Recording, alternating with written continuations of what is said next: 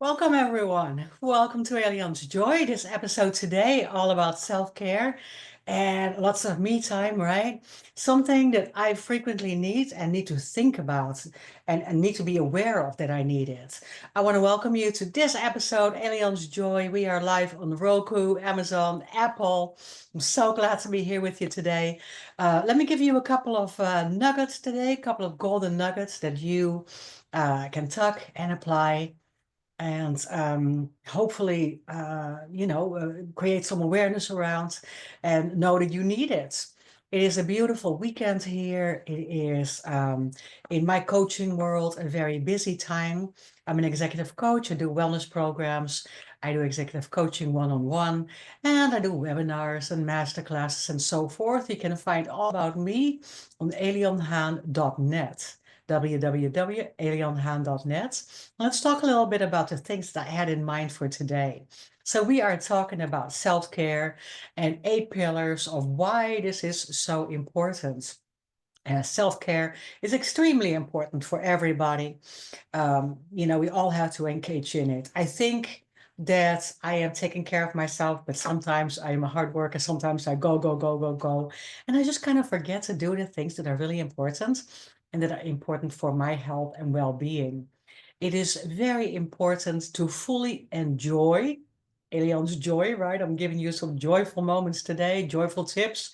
It is important to fully enjoy daily life in all its ups and downs. The downs are not always enjoyable, but to embrace all that comes with it. Why do I say that? Because life will never get any easier, but I do know that you get better at it. And that is very important to know. Self-care acts can be broken down into, let's do today, I'm doing 8 pillars that can work together. And they include mental, emotional, physical, environmental, spiritual, recreational, financial, and social acts. This is all very important. It's important when practicing self-care that we are aware of these pillars and seeing what we need to focus on. So join me today for a couple of ideas. Self-care in the first place is not selfish. Self-care is a non-negotiable habit. The more you rest and take care of yourself, the more nourished you feel. You can keep showing up as the healthiest version of yourself. Very important, right? And keeping the feeling that we're healthy and keeping ourselves healthy and doing something about that. It creates an awareness, but it also creates an enthusiasm.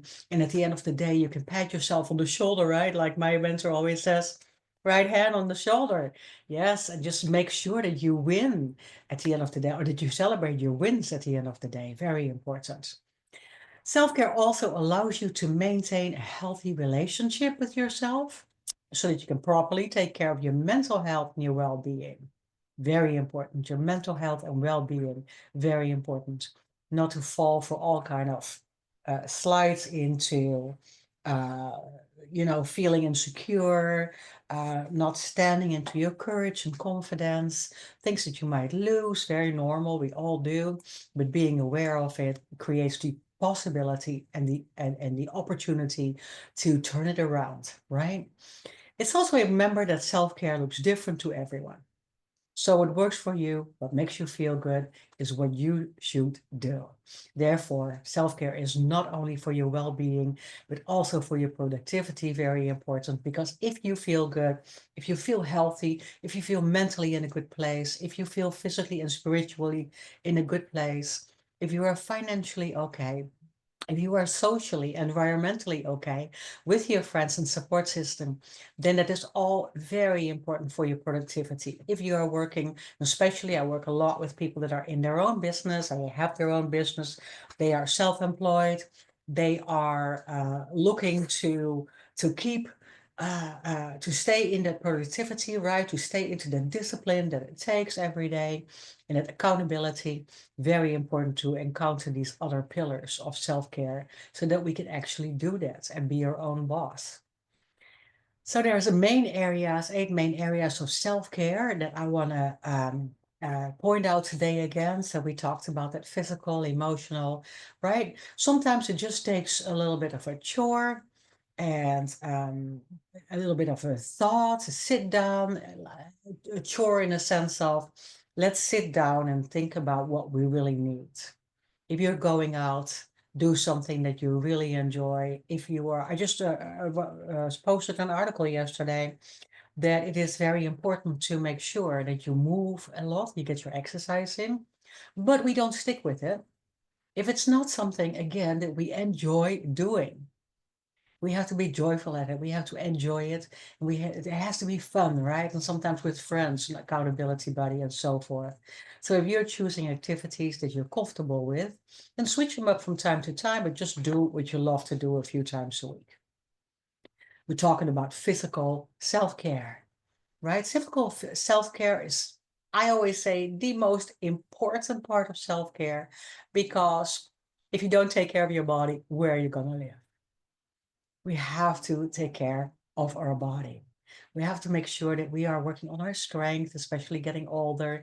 I do a lot of balance and posture and alignments correction with people. I work a lot on strength, core strength, that we can, prevent ourselves from falling. We work a lot on balance. So all these things are very flexibility. All these things are very important as we are aging, but starting young, right?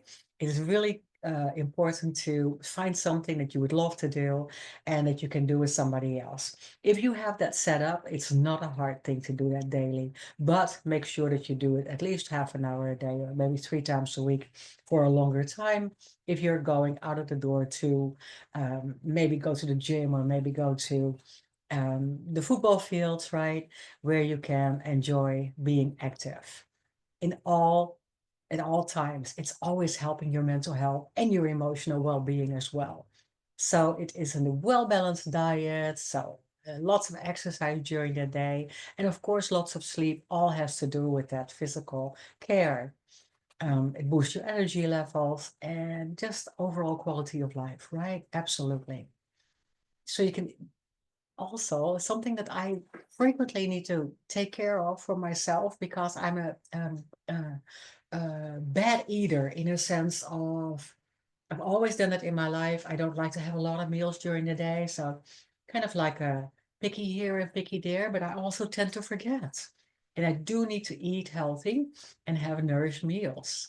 And there again, I go exercise every day. I take some vitamins. I have a great site. It is https ilian.idlife.com, where we have a little assessment that you can do.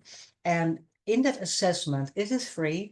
You can find out how you can find out what kind of supplements you need and at what time of the day you need to take them.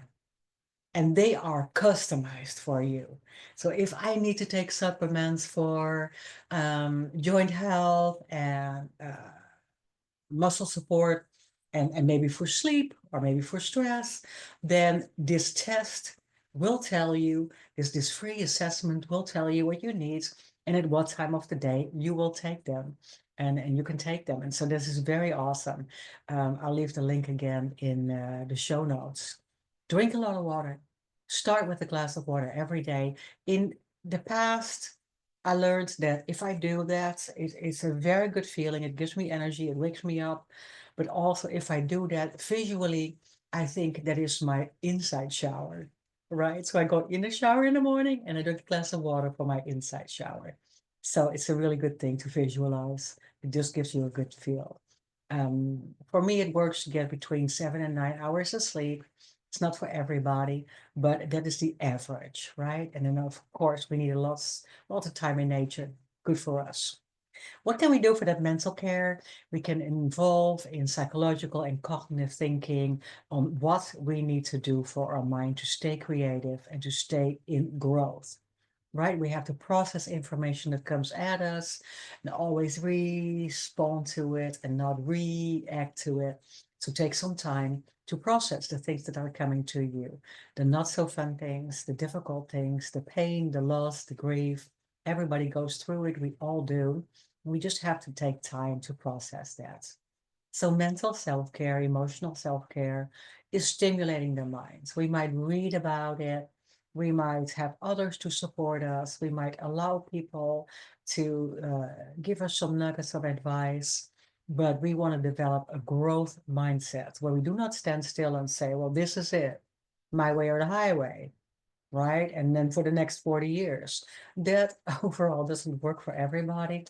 We have to have a little bit of a healthy mindset that is allowing for growth and for change because things around us are frequently changing. We find ourselves in different situations. So let's keep growing. And let's keep reading and learning so that we will never stop doing that. Mental self-care in activities can include a new skill, even a language if you want to try something new. Setting with me, usually people do that as a coach, setting big intentional goals or personal ones. We do a lot of reading, self-help, growth books, journaling, practicing gratitude is very important. Doing a social media detox can be a great idea for you.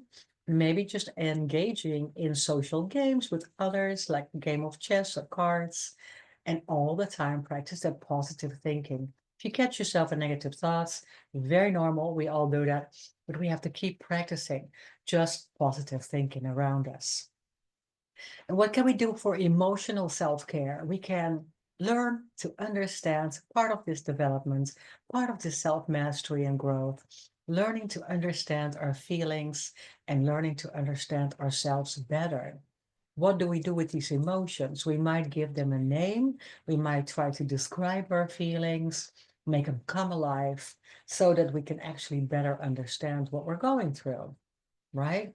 We really have to try to understand that sometimes. And those are a lot of exercises that I do with my clients to name the game, to name the feelings, to name it, what you're going through. That is part of that emotional self-care. You have to manage and emotions, managing the expressions of your feelings, right? And ultimately your behavior. So is it really no, it's really not easy always, but important to get a better understanding. You can do this again by just setting clear boundaries, for instance, to protect yourself and your energy.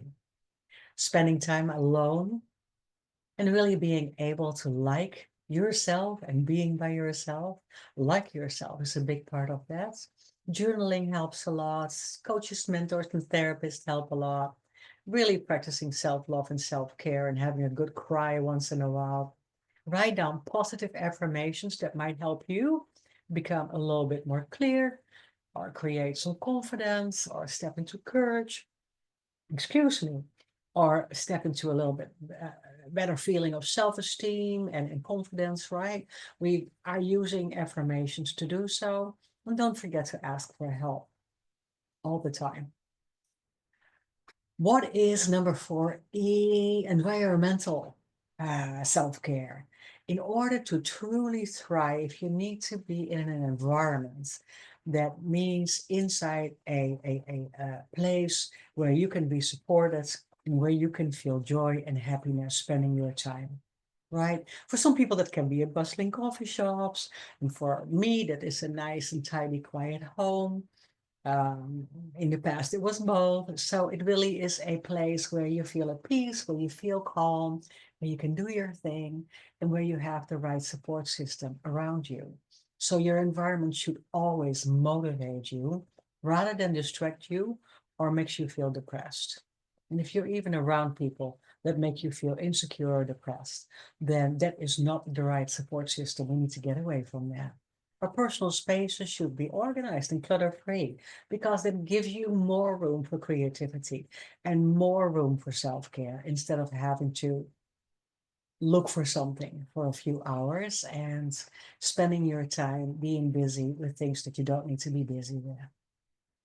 Environmental self-care activities. What can they be? Making your bed every morning, very important, right? That is self-care. It has to do with the environment you're in. Sometimes it's traveling for a change of scenery. We can definitely tidy and organize our workspace and keep just doing that.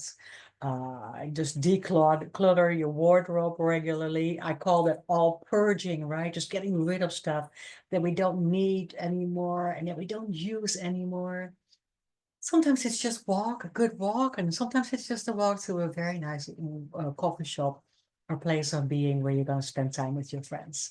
Very important to have that fun time. Sometimes it's exploring something new and might be a new hobby, a new club, a new social activity that you're going to do. And it's very important then when you come home to set a really calm environment, calm mood for the evening. It's always important to just go to bed in a calm and peaceful mode. What is financial self-care? That just means that you are, yeah, in a place of allowing yourself and valuing yourself and allowing yourself to be financially in a great place. It is really a healthy relationship with money. It's essential for our mental health. It's essential to eliminate stress and anxiety from our lives. It is also a good way to improve our mindset around money. I'll give you an example there. In the past, I had a difficult mindset around money because I didn't feel that I was worthy making money or making a decent amount of money. And I always had a problem asking for it. And that had to do with not having that self-esteem, not having that courage, not feeling, again, um, valuable and having enough respect for what I did and seeing the outcome long term for the people that were with me, right? So it's very important to change that around and have a good relationship with money. Money is a service. It doesn't have to be salesy. If you are selling your services, if you're selling your products, it is something that we all need, most likely, or it's something that we all want, very most likely. And when it comes to services like I have mental, emotional, and physical well-being, then yes, we should all take care of that and pay attention to that. And if you do that with a coach or a mentor, it is very much long-term outcome focused. For instance, working with me is not a 2 months to a year that you work with me. That will benefit you for the rest of your life. That is important. So some of these self-care things can be listening and engaging and studying and training yourself to get more information about money and money-related news. What you can do, how you can invest in your future, set some financial goals maybe. I do a lot of goal setting and planning with my clients and also around finances. Sometimes we have a money app that can help us to keep track of our finances. Sometimes we set a certain budget, right, every month. And we just tackle the debt head on. We just pay off our credit cards and we can save money every month. To do so, afterwards, there it is, and now you have just opened up for saving every month, right? And write down as well positive money affirmations. That is very important. We're going to talk about social self-care as number 6. Social self-care is your ability to build and maintain a healthy interpersonal relationship with others. The relationships with others. Social connections help us feel loved, help us feel cared, less alone, but we are essentially in developing and improving, our communication skills as well, right? In those relationships with others. There it's where a little bit of friction is sometimes. Sometimes we do not feel, we do not know how to ask. We might feel loved, but we don't really know how to give it. We might be a giver, but don't really know how to receive. So that is a lot of chakra work that I sometimes do with my clients. That's a lot of communication work that I do. We write little scripts on how you can communicate with others because what you want to get across is very important. So all these things have to do with our self-care and social self-care, very important. Reconnecting with old friends is always fun, and nowadays with everything and all means that we have at hand, that is really important. Keep in touch with people. Keep being surrounded by people. We are people that we are human beings and we want to belong. We want to belong. We want to have people around us that we can rely on. It's very important for a healthy self. So forming some ideas here, forming some new personal and professional relationships, make some new friends, stay connected with the people that are really important in your life, stay connected with some friends, trainers, and mentors, hang out with friends with zero distractions, right? I have this big movement that I started last year, and I do that everywhere. And I organize gatherings where we all have to be together without social devices, without our phones, without our laptops and computers and tablets and all that, and just really disconnect to connect with each other. Very important. The conversations are so different when we do. So we also want to message sometimes some friends and say, I'm grateful for you. I love you, right? And stop spending time with negative people. It's not good for you. And ask for help when it's needed. That's so difficult for us. But to set healthy boundaries, stop being around negative people, and ask for help are really, really important. If people are toxic around you, then they're not good for us. So spend your quality time with people that are, again, loving you and there for you and understanding you, and they want to be with you. They choose to be with you. Very important. And then we're stepping into number 7, which is recreational self-care. What does that mean? That means simply just taking part in hobbies that don't require too much brain power, moments that bring you joy, brings out your inner child, taking time and taking care of yourself in a fun way, in a joyful way, without too much distractions again, and without too much learning or difficulty or thinking, right? It could be just traveling again by yourself or maybe with others. It could be a pamper day. Now, this is where the mani-pedi comes in, or the spa, that kind of thing for yourself. Watching Netflix and classic movies the whole day, just creative painting or coloring, doing a puzzle, spending time in nature. Those are all simply simple, joyful things that create enormous gratitude and peacefulness in your life. Sometimes it's a hobby like comic books or fiction magazines or fiction or magazines, right? Playing board games is wonderful. And of course, just enjoying joining some exercise classes, all that stuff. Just do it. Just doing it. So good for you. And then we're going to talk about the last one, which is spiritual self-care. When you find hope and peace, you can definitely survive in challenging situations.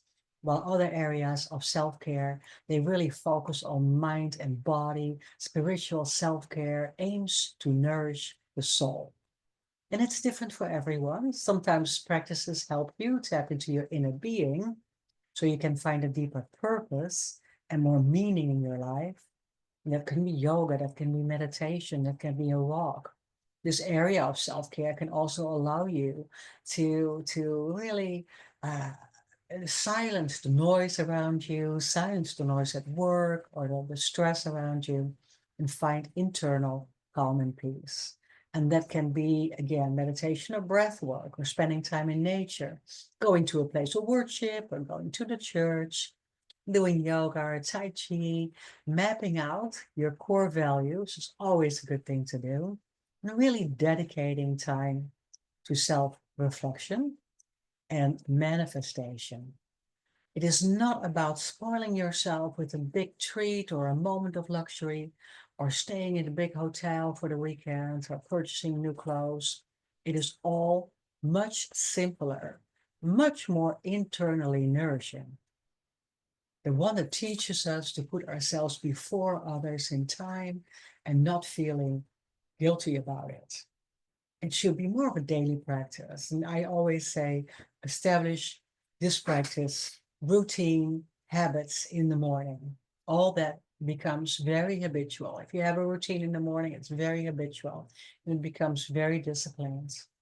And then it just kind of keeps you energized if you get up with that, right? If you get up with a sense and an attitude of gratitude so that you can show up for others during the day. All this stuff, so important. So I gave you a few nuggets there to think about.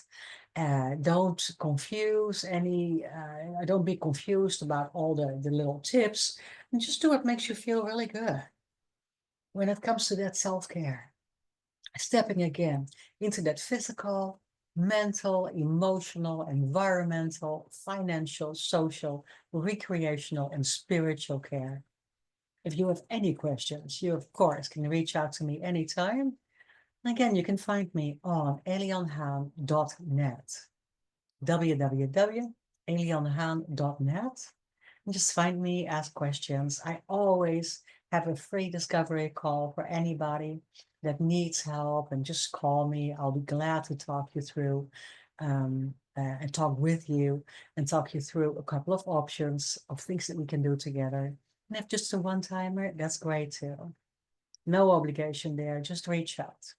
elianhaan.net. I hope to see you next time. Glad to be here. Very joyful. Just stuff to be talked about, stuff to talk about. And I just wish you an amazing weekend. It is Easter here, so I wish you a wonderful, blessed Easter weekend, and enjoy it. And don't forget to reach out. Namaste. Make it an amazing day.